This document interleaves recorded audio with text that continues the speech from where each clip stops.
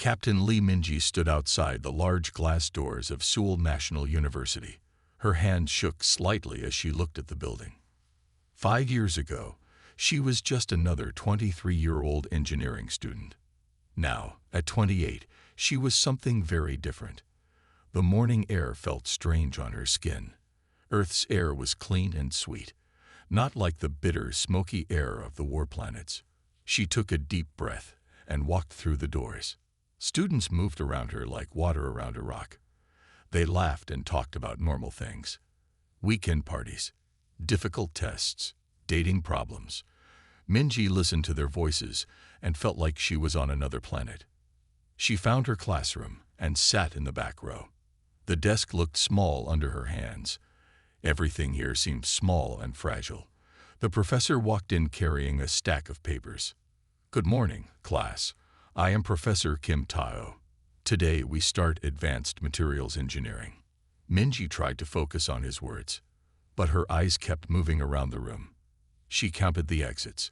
She noted which windows could break easily. She checked for threats that were not there.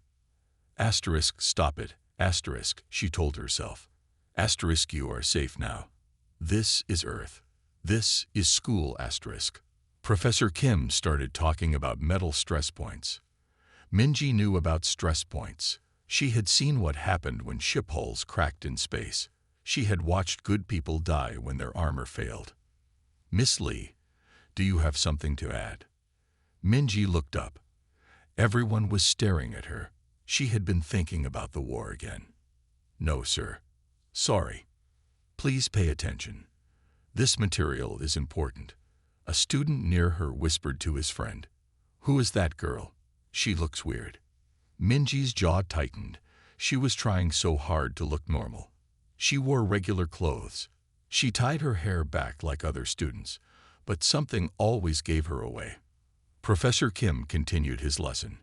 He talked about how much pressure different metals could handle before they broke. Minji found herself getting interested despite trying not to. "The key is understanding the breaking point," the professor said. "Every material has a limit." Minji leaned forward without thinking. Her enhanced arm muscles tensed. Her fingers pressed down on the desk edge. Asterisk, Kiwarake asterisk. The sound was loud in the quiet classroom. Everyone turned to look. Minji stared down in horror. Her fingers had crushed the desk edge.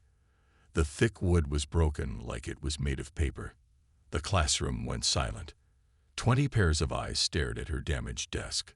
I'm sorry," Minji said quietly. She pulled her hands back fast. Professor Kim walked over. He looked at the broken wood, then at Minji's hands. His eyes were curious, not angry. "Are you hurt, Miss Lee?" "No, sir. The desk is just old wood." But everyone could see the finger marks in the hard surface. Normal people could not do that. Not without tools. A girl in the front row whispered loudly, "What is she? Some kind of cyborg freak." Other students started talking in low voices. Minji heard words like enhancement and military and dangerous. Her face turned red. This was exactly what she wanted to avoid. She grabbed her bag and stood up fast. Too fast. Her chair fell backward with a bang. "Excuse me, Professor. I need to leave." "Miss Lee, wait." But Minji was already walking toward the door. Her footsteps were silent despite her speed. Another thing that marked her as different. Normal people made noise when they walked quickly. She reached the hallway and leaned against the wall. Her heart was beating fast, not from fear, but from anger at herself. She had lasted exactly 47 minutes in her first class. Through the classroom door, she could hear students still talking about her, about what she might be, about why her hands were so strong. If only they knew the truth. If only they knew that those same hands had held together a broken spaceship while 300 people escaped to safety. If only they knew she had fought alien machines for 6 straight hours to save a children's hospital on Kepler Colony. But they would never know. She was just trying to be a normal student now. She was trying to learn how to build things instead of destroy them. Minji pushed away from the wall and walked down the empty hallway. Her reflection in the windows looked like any other student. But inside, she carried the weight of 3 dead worlds and the faces of friends who would never come home. Tomorrow, she would try again. She would sit in the back. She would be more careful. She would find a way to fit in. She had to. Minji sat alone in the university cafeteria. She picked at her rice bowl but barely ate. The sounds around her were too loud. Students laughing. Chairs scraping. Plates clinking. Her enhanced hearing made everything seem like noise. She closed her eyes and tried to block it out. But closing her eyes was a mistake. Asterisk, the memory hit her like a punch. Asterisk. Asterisk Kepler 442 bits. 3 years ago, the sky was burning red. Asterisk. Asterisk Captain Lee. The civilians are trapped in Sector 7. Sergeant Kim Do-yoon's voice crackled through her helmet radio. Asterisk. Asterisk Minji looked at her damaged mech suit's display. Fuel at 12%. Left arm completely destroyed. Right leg barely working. Around her, 6 other mechs lay broken and smoking. Asterisk. Asterisk how many civilians? She asked. Asterisk. Asterisk 300. Mostly families. The Kethal are moving in fast. Asterisk. Asterisk Minji could see them. Tall, gray alien soldiers with energy weapons that could cut through steel. They moved like insects, quick and deadly. Her squad was gone. She was alone. Asterisk. Asterisk I need 6 hours, she said into her radio. Can you get the evacuation ships ready in 6 hours? Asterisk. Asterisk Captain, that's impossible. You can't hold them alone for 6 hours. Asterisk. Asterisk watch me. Asterisk. Asterisk Minji grabbed her rifle and stepped out of her broken mech. The aliens were 2 kilometers away and coming fast.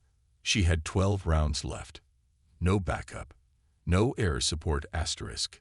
Asterisk, but 300 people were counting on her. Asterisk. Excuse me? Are you okay? Minji opened her eyes fast.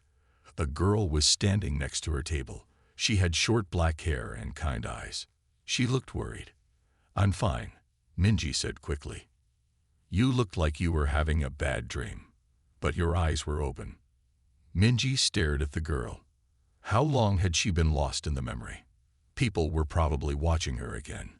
I'm Choi Yuma, the girl said. I was in your materials class yesterday. I saw what happened with the desk. Minji's body went tense. Here it came. The questions, the fear, the whispers about what kind of freak she was. Can I sit down? Yuma asked. Minji wanted to say no. She wanted to be alone. But something in Yuna's voice made her nod. Yuna sat down across from her. She opened her lunchbox and started eating. She did not ask questions. She did not stare. She just ate quietly. After a few minutes, Minji relaxed slightly. This was the first normal moment she had experienced since coming back to Earth. The desk was really expensive, Yuna said suddenly. The university will probably make you pay for it. How much? Minji asked. Maybe 200,000 won. Those desks are imported from Germany. Minji almost smiled. 200,000 won was nothing. During the war, she had destroyed alien equipment worth billions. A desk was not even worth thinking about. I can pay for it, she said. You must have a good job, Yuna said. Most students are broke. Asterisk I used to get paid to kill aliens, asterisk Minji thought.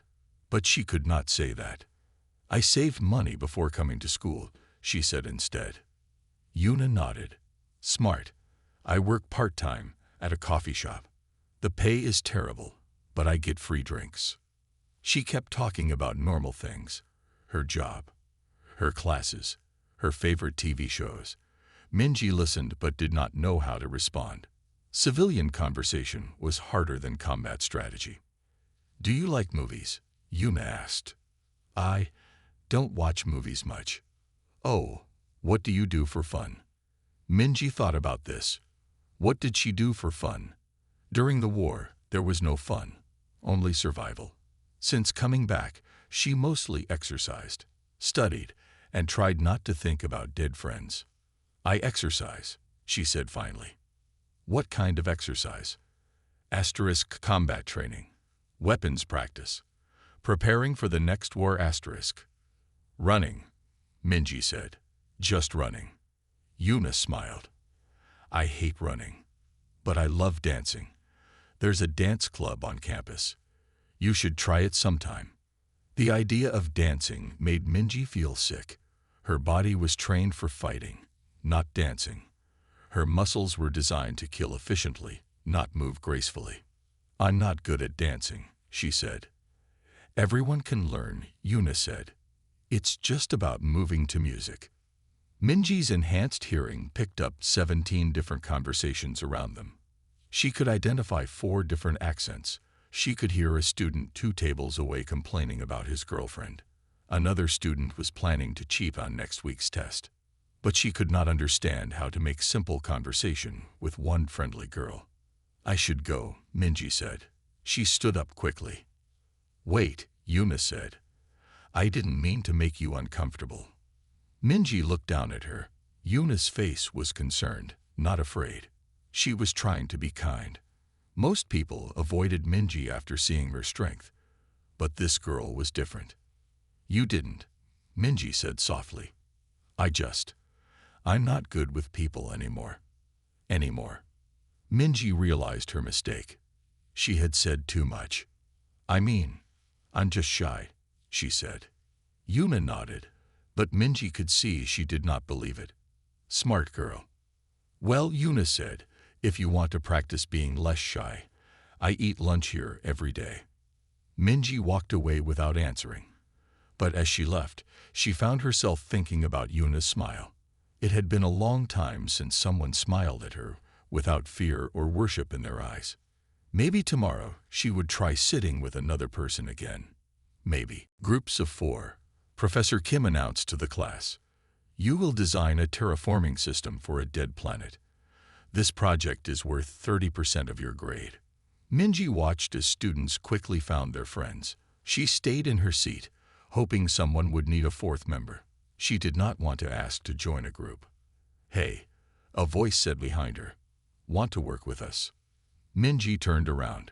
A tall boy with glasses was smiling at her. Next to him stood a girl with long hair and another boy who looked nervous.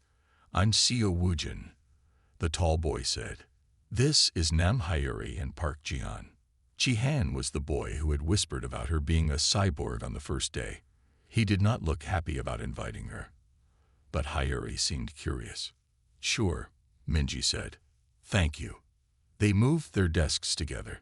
Woojin pulled out a tablet and started making notes. Okay, he said.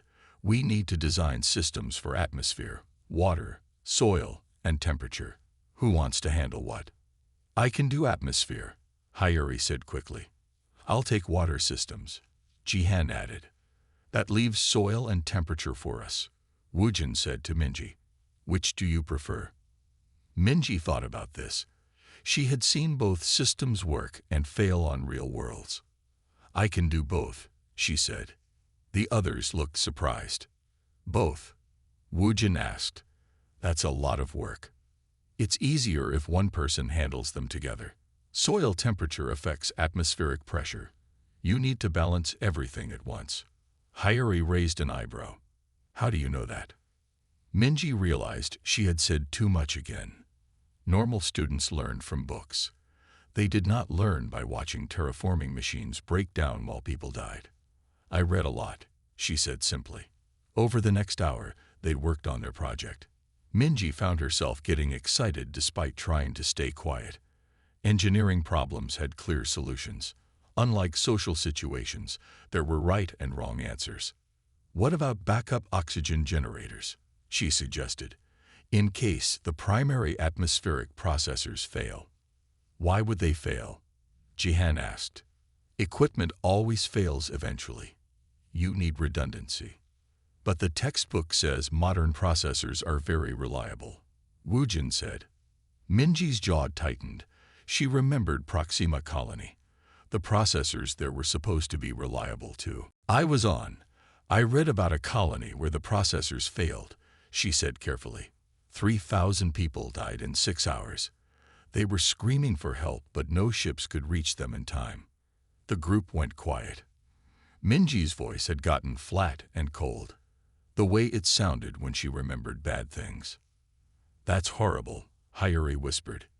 The backup systems would have saved them, Minji continued.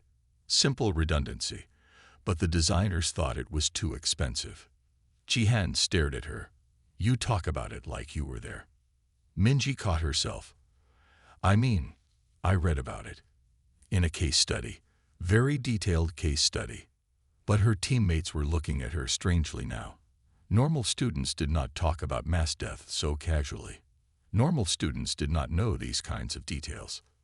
Let's take a break, Woojin said. While the others went to buy coffee, Minji stayed at their table. She was angry at herself for talking too much. She needed to be more careful. She was looking at their project notes when her enhanced hearing picked up something strange. 2 students at a table near the window were speaking in low voices, but they were not speaking Korean, or English, or any human language. Minji turned slightly to look at them. They appeared human, but something was wrong. Their movements were too precise, too coordinated, and their eyes never stopped scanning the room. Her military training kicked in.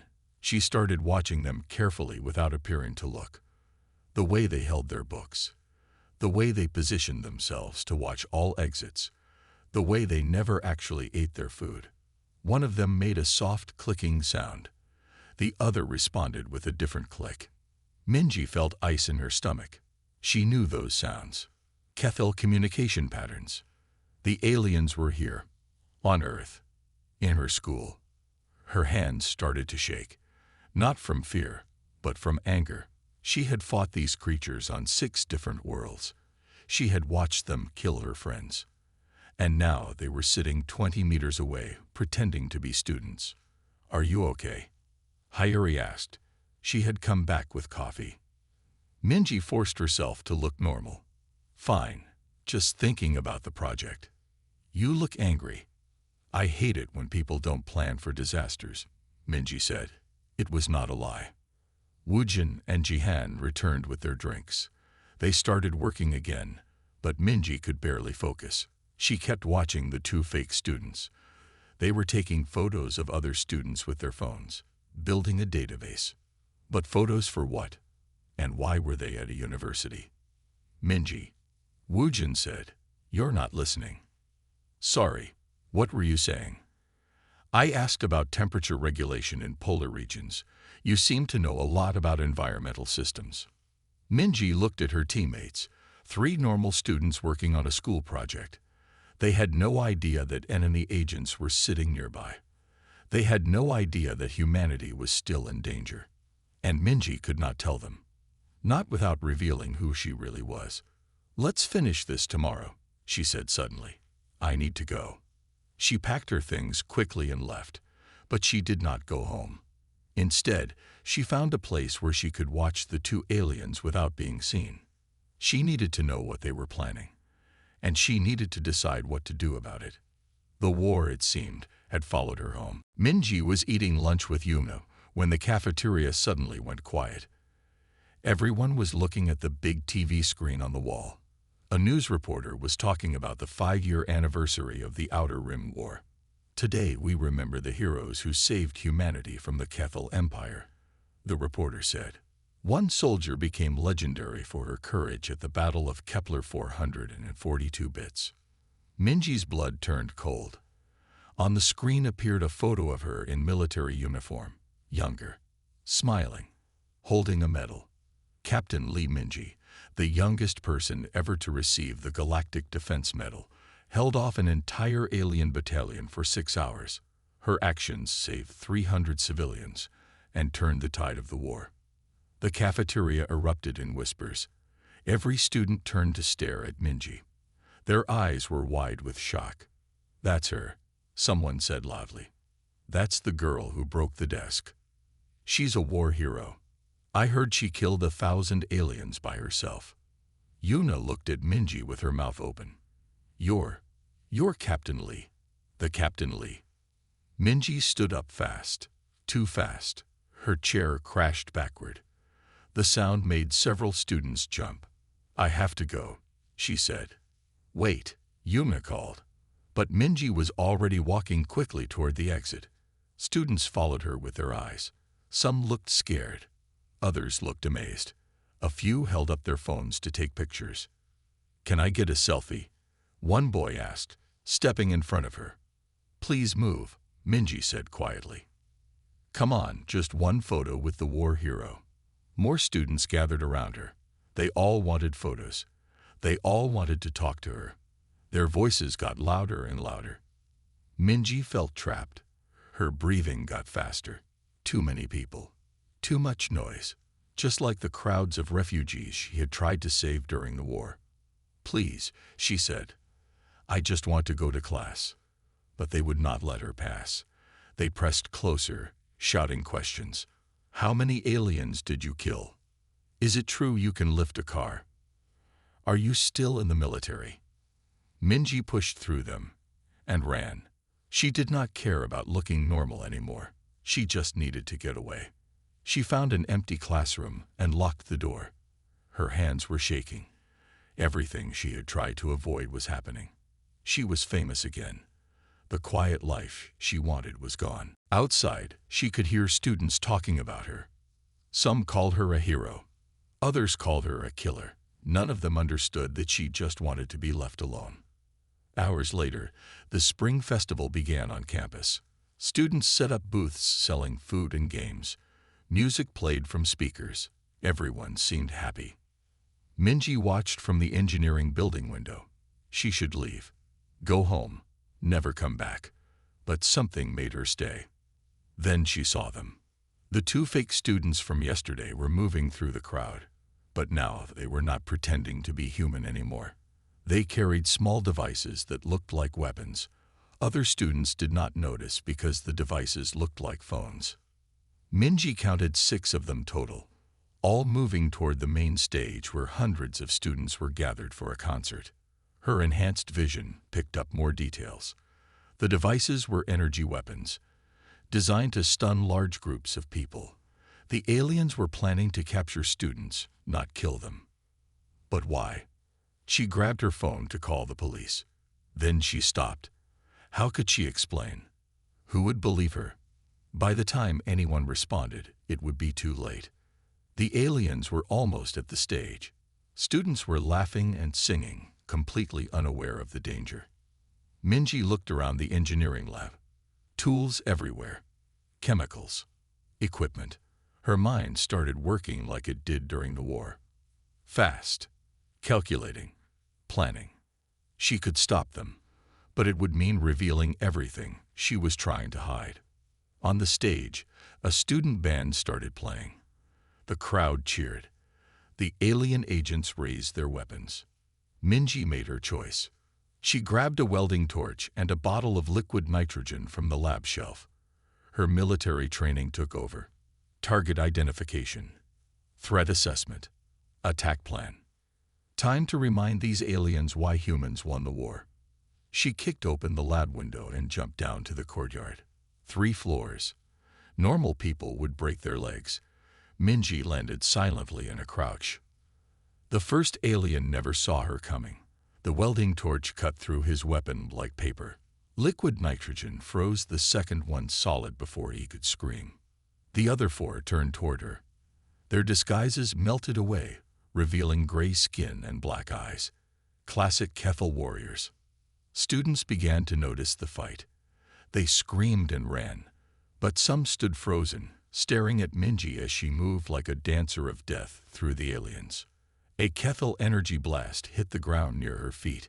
Minji rolled, grabbed a handful of iron filings from a spilled container, and threw them at the alien's face.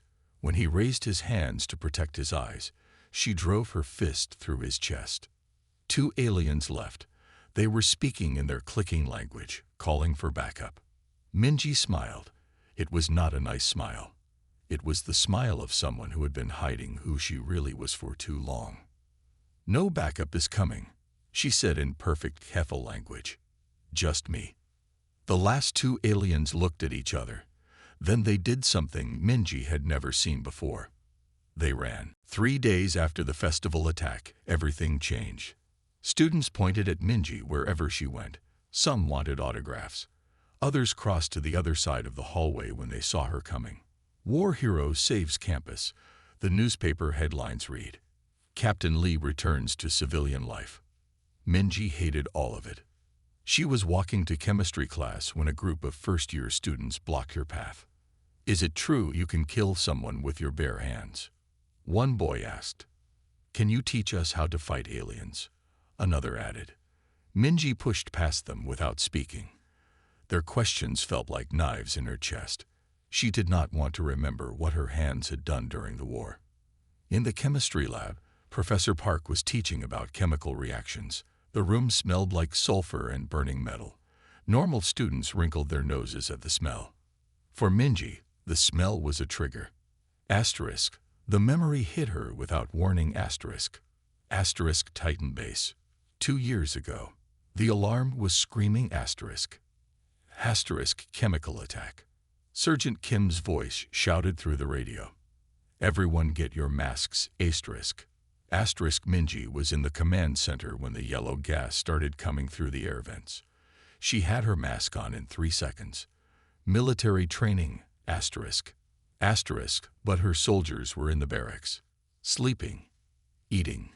Living normal lives between battles. Asterisk. Asterisk, she ran toward their building. The gas was thick like fog. It burned her eyes even through the mask. She could hear people screaming inside. Asterisk. Asterisk. The door was locked from the outside. The Kethel had trapped them. Asterisk. Asterisk Minji broke down the door with her shoulder. Inside, 12 soldiers lay on the floor. Her soldiers, her friends. Asterisk. Asterisk Captain. Corporal Lee Ji-hoon reached toward her. His face was covered in burns. I can't breathe. Asterisk. Asterisk, she dragged him toward the door. Then went back for the next one. And the next. But the gas was too strong. Too fast. Asterisk. Asterisk, she saved 4 people. 8 died in her arms. Asterisk. Minji. Minji. Someone was shaking her shoulder. Minji opened her eyes. She was on the floor of the chemistry lab. 20 students stood around her, staring. Some looked scared. Yuna was kneeling next to her. Her face was worried. You were having another episode, Yuna said quietly. Your eyes were open, but you were not here. Minji sat up slowly. Her hands were shaking.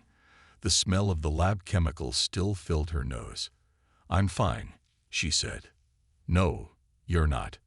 Yuna helped her stand. Come on. Let's get some fresh air. They walked outside together. Minji's legs felt weak. The flashback had been so real. She could still hear Ji-hoon's voice asking for help. How often does this happen? Yuna asked. Every day, Minji said honestly. She was too tired to lie anymore. They sat on a bench under a tree. Other students walked by but gave them space. Everyone knew who Minji was now. You want to talk about it? Yuna asked. Minji looked at her. Yuna was not afraid. She was not asking for war stories or hero tales. She just wanted to help. I was their captain, Minji said slowly. 12 soldiers under my command. When the chemical attack happened, I was supposed to protect them. But you saved 4 people. I let 8 people die. Minji's voice was flat. Good people. People with families. People who trusted me to keep them safe. Yuna was quiet for a moment. Then she said, You could not save everyone. I should have been faster, stronger, smarter. Minji put her head in her hands. That's what captains are for, to make sure everyone goes home. But you went home too. That matters. Does it? Sometimes I think I should have died with them. Then I would not have to remember their faces every night. Yuna reached over and took Minji's hand. Her touch was warm and steady. My grandfather was in the army, she said. He told me something once. He said the hardest part of war is not the fighting. It's living with what you had to do to survive. Minji looked at her. Your grandfather sounds wise. He was. He also said that people who feel guilty about surviving are usually the ones who deserve to survive, because they cared about others more than themselves. They sat in silence for a while. Students walked past going to their classes, normal students with normal problems. The funny thing is, Minji said, I spent 5 years learning how to destroy things, how to break alien machines, how to kill efficiently, and now I'm trying to learn how to build things, how to create instead of destroy. Is it hard? Very hard. My hands know how to break. They don't know how to make. Minji looked at her palms. Sometimes I think I'm broken too, like I can't be fixed. Everyone can be fixed, Yuna said. It just takes time. How much time? As much as you need. Minji felt something she had not felt in years. Hope. Maybe she could learn to live with the memories. Maybe she could find a way to use her skills for building instead of breaking. Thank you, she said. For what? For not asking me how many aliens I killed. For not calling me a hero. For just being normal with me. Yuna smiled. That's what friends do. The word hit Minji like a surprise. Friend. She had not had a friend in so long that she had forgotten what it felt like. Maybe there was still hope for her after all. The earthquake hit during lunchtime. Minji was in the engineering building with her project team when the ground started shaking. Not gentle shaking. Violent, angry shaking that made the windows crack and the lights swing back and forth. Get under the desks, Woojin shouted. But Minji did not get under a desk. Her military training kicked in immediately. She stood up and started counting. 5 seconds, 10 seconds, 15 seconds. Asterisk big earthquake. Probably magnitude 6.5 or higher. Building damage likely. Casualties possible asterisk. Everyone out, she yelled. This building is old. The structure is not safe. Students looked at her with confusion. They had been taught to hide under desks during earthquakes. But the safety rules say, Hayuri started. The safety rules are wrong for old buildings. Minji grabbed Hayuri's arm and pulled her toward the exit. Move. Now. Her command voice was so strong that everyone obeyed without thinking. Woojin, Jihan, and 8 other students followed her out of the building. They made it to the courtyard just as the engineering building's east wing collapsed. Concrete and steel crashed down where they had been sitting moments before. Oh my God, Jihan whispered. You saved our lives. But Minji was not listening to him. She was looking around the campus. Other buildings had damage too. The library's front wall had fallen. The dormitory windows were all broken, and she could hear something that made her blood run cold. People screaming for help. Woojin, she said sharply. Do you have your phone? Yes, but the network is down. Hayuri, what buildings have the most students right now? The cafeteria and the library. Maybe 300 people total. Minji's mind shifted into battle mode. 300 civilians, unknown number of casualties. No communication, no professional rescue teams yet. Listen to me carefully, she said to her group. We are going to save people. Woojin, take 3 people and check the library. Look for anyone trapped under rubble. Do not try to move heavy debris by yourself. Just mark the locations and come back. Hayuri, take 2 people to the cafeteria. Same thing. Jihan, you're with me. What are we going to do? Jihan asked. Command center. We need to organize rescue efforts. They ran toward the collapsed library. Other students were standing around looking confused and scared. Some were crying. Others were taking photos with their phones. Hey, Minji shouted. Stop taking pictures. Start helping. A senior student turned to her angrily. Who put you in charge? Minji stared at him. Her eyes were cold and hard. Military eyes. I did, she said simply. Anyone who wants to save lives, follow me. Anyone who wants to take pictures, get out of my way. Something in her voice made people listen. Within minutes, she had organized 20 students into rescue teams. Engineering students used their knowledge of building structures. Medical students provided first aid. Even art students helped by drawing maps of where people were trapped. Professor Kim Tae-ho found her an hour later. She was directing a team of students who were carefully removing concrete blocks from a collapsed wall. "Minji," he said, "the emergency coordinator wants to talk to you." A man in a yellow vest walked over. He was older, with gray hair and tired eyes. "I'm Yang Do-hyun from Seoul Emergency Services," he said. "I heard you organized all this." Minji looked around. Her student rescue teams had found and freed 18 trapped people. They had set up a medical station. They had even created a system for distributing water and food to people who were hurt. "The students did the work," she said. "I just gave directions." Yang smiled. "That's called leadership, young lady. My professional teams are impressed. You've done in 2 hours what usually takes us 6 hours to organize." "I had good people to work with." Professor Kim stepped closer. "Minji, how did you know the building would collapse?" "Old concrete construction, built in the 1970s, not designed for major earthquakes. The support columns were too thin." "And how did you know to organize rescue teams like this?"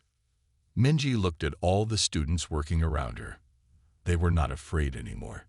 They had purpose. They were saving lives. "I learned it during the war," she said honestly. "When people are in danger, someone has to take charge. Someone has to make decisions fast." A girl with a cut on her forehead ran up to them. "Captain Lee, we found 2 more people under the cafeteria rubble. They're alive." The girl ran off before Minji could correct her about the captain title. But she noticed that Professor Kim was watching her with new understanding. "You were a real military officer," he said. It was not a question. "Yes. And now you're studying to be an engineer." "Yes." Professor Kim nodded slowly. "You know, some people are born to protect others. The war taught you how to fight. But today you learned something else." "What's that?" "How to lead people toward building instead of destroying." Minji looked around at her fellow students. They were tired and dirty, but they were working together.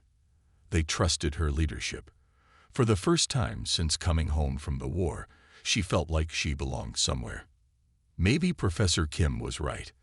Maybe she could learn to build things after all. High above Seoul, hidden in a cloaked ship, 2 beings watched the earthquake rescue efforts through advanced sensors. They did not look human. One was tall and blue with 4 arms. The other was short and covered in silver scales. "Fascinating," said the blue one in their own language. "Look at their behavior patterns." The scaled one checked his datapad. "Observer Veltar, I am recording everything. But I do not understand what we are seeing." Veltar pointed at the screen showing the university campus. "Watch the female human. The one they call Lee Minji. She is directing the rescue operations." "Yes, but why is this important?" "Because she is injured," Veltar said. "Look at the thermal scan. She has a broken rib and internal bleeding. But she continues to work." The scaled observer, whose name was Krin, looked more closely at the data. "That makes no sense. Why does she not seek medical help first?" "That is what makes humans different, Krin. They put group survival before individual safety." On the screen below, Minji was helping students move a heavy concrete block. Her face showed pain, but she did not stop working. In Kethel society, Veltar continued, injured individuals retreat to heal. In Zephyrian culture, they would demand others serve them. But humans do the opposite. Krin watched as more students joined the rescue effort. None of them were trained professionals. They were just young people who saw others in need. "The small ones are helping too," Krin noted, "even though they could be injured." "Exactly. They risk themselves for strangers." This behavior appears throughout their species. Veltar had been studying humans for 3 years. The Galactic Council had sent him to evaluate whether humanity was ready for full membership in galactic society. Most species needed hundreds of years to prove they could work with others peacefully. Humans had been in space for less than 50 years. Observer Veltar. Kryn said, I have a question. Why are we watching this particular human female? Because she represents what we find most puzzling about her species. During the war, she killed thousands of Kethel soldiers. She was one of their most effective warriors. So she is a proven fighter. Many species have good fighters. But look at her now. She is using the same skills to save lives that she once used to take them. The same leadership, the same quick thinking, the same willingness to sacrifice herself. Kryn studied the data more carefully. Below them, Minji had organized the entire rescue operation in less than 2 hours. Professional teams usually took much longer. She adapts very quickly, Kryn admitted. All humans do. That is why they won the war against the Kethel Empire. Not because they were stronger or had better weapons, because they could change faster than their enemies. On screen, a building started to collapse. Minji saw it happening and shouted warnings. Students ran to safety just before tons of concrete crashed down. She saved them, Kryn said with surprise. How did she know? Human intuition. They can sense danger in ways we do not fully understand. It helped them survive on their dangerous home world.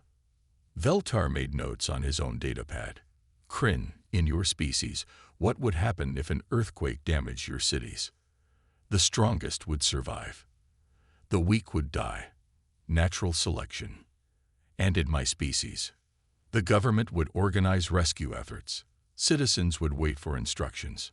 But humans organize themselves, without waiting for authority, without being commanded.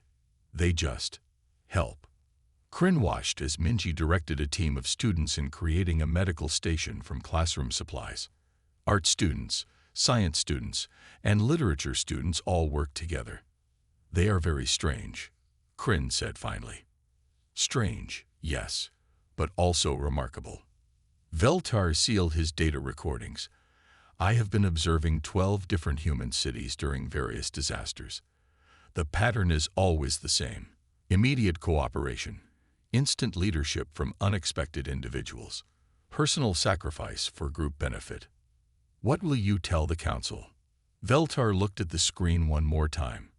Minji was bandaging a wounded student while giving orders to 3 different rescue teams. Blood stained her shirt from her own injuries, but she ignored her pain. I will tell them that humans are ready, he said. More than ready.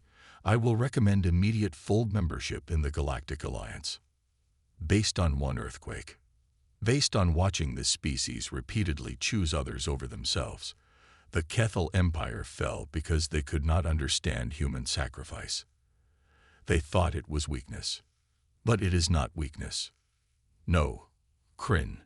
It is their greatest strength, and it makes them the most dangerous allies and the most terrible enemies in the galaxy. Veltar started the ship's engines. Their observation mission was complete. Where are we going now? Kryn asked. To the council chambers. They need to hear about what we witnessed today. As their ship flew away, invisible to human sensors, Minji continued working below. She did not know that her actions during one earthquake had just changed humanity's future among the stars. But she would have kept working anyway. That was what made her human. 2 months after the earthquake, Minji found herself in a small classroom with 6 other students. But these were not ordinary students. Like her, they all carried invisible wounds from the war. My name is Park Sunho, said a thin boy with nervous eyes. I was a mechanic on the space station at Vega Prime. When the Kethel attacked, I watched 300 people die because the evacuation pods wouldn't work. The group listened quietly. They all had similar stories. I keep having dreams about the explosions, Sunho continued. Every night. I can't concentrate on my classes. Minji nodded. I understand. We all do. She had started this support group after realizing she was not the only veteran trying to become a normal student. 7 former soldiers, all struggling with memories and guilt, all trying to learn how to live without war. The professors don't understand, said Kim Soo-young, a former pilot. They teach us about engineering failures like they're just numbers on a page. But I remember when those failures meant real people dying. That's why we're here, Minji said. To help each other remember that we're not alone. At first, the meetings were difficult. Everyone was used to keeping their pain inside. But slowly, they began to trust each other. They shared stories about lost friends. They talked about guilt and fear. They helped each other find ways to sleep without nightmares. The group became something more than therapy. It became a bridge between two worlds. The military world they came from, and the civilian world they were trying to join. You know what's strange? Sunho said during one meeting. I used to fix broken spaceships. Now I'm learning to design them. Same skills, but for creating instead of emergency repairs. That's good, Minji said. That's exactly what we need to do. She was thinking about her own final project. Professor Kim had assigned each student to design something that would help humanity in space. Most students chose new engines or better life support systems. Minji chose something different. She designed evacuation protocols for space colonies. For weeks, she worked on detailed plans for getting people to safety when disasters struck. Emergency shelters, evacuation routes, backup systems, communication protocols, everything she wished had existed during the war. Each safety measure in her design represented lives that could have been saved.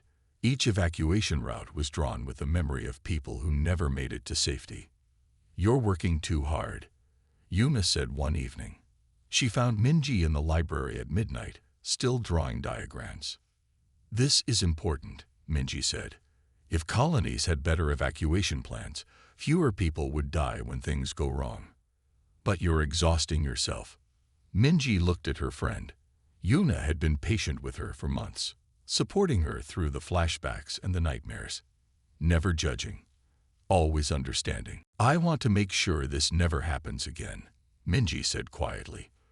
All those people we couldn't save. Maybe I can save others in the future. The night before her presentation, Minji practiced in front of her veteran support group. She explained her evacuation protocols using simple language.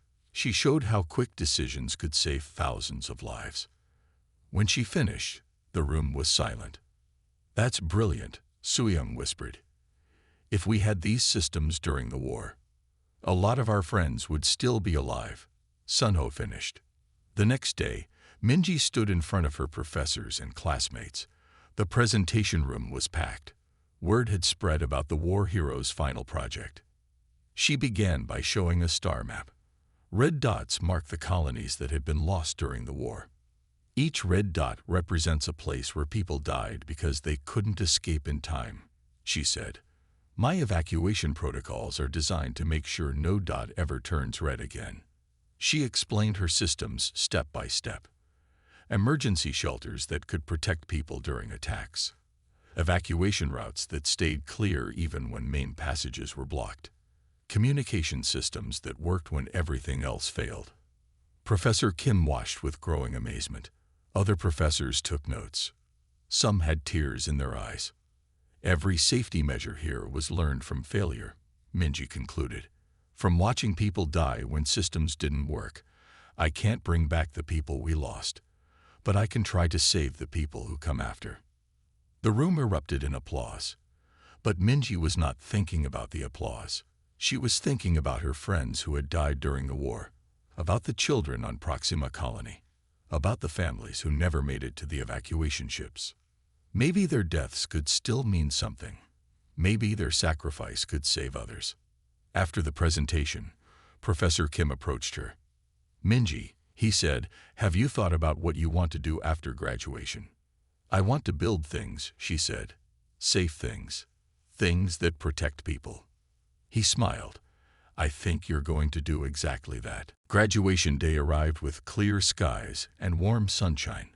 Minji stood with her classmates in the university courtyard, wearing a black cap and gown. After 4 years of trying to fit in, she finally felt like she belonged here. Yuna stood next to her, smiling proudly. I can't believe we made it, she said. We? Minji asked. You think I could have passed advanced physics without your help? Yuna laughed. We're a team. Professor Kim was giving the graduation speech. He talked about how engineering students would go out into the world to build a better future. His eyes found Minji in the crowd and he smiled. Some of you, he said, have already shown us what it means to protect and serve. You remind us that the greatest engineering is not just building machines, but building hope. The ceremony was almost over when Minji's enhanced hearing picked up something wrong. High above them, the sound of engines, not human engines. The pitch was wrong. Too high, too sharp. Kethel ships. She looked up and saw 3 small craft breaking through the clouds. They were heading straight for the graduation ceremony.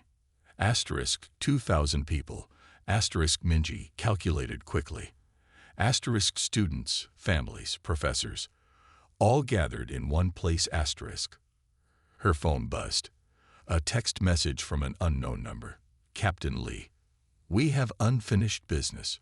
Kethel command. This was not a random attack. This was personal. The ships opened fire on the edges of the crowd. Energy blasts sent people running and screaming. Parents grabbed their children. Students scattered in panic. But some people did not run. Minji saw Woojin helping an elderly woman to safety. Hyuri was directing other students toward the buildings. Jihan was carrying an injured child. Her veteran support group members were naturally taking charge, organizing evacuation routes.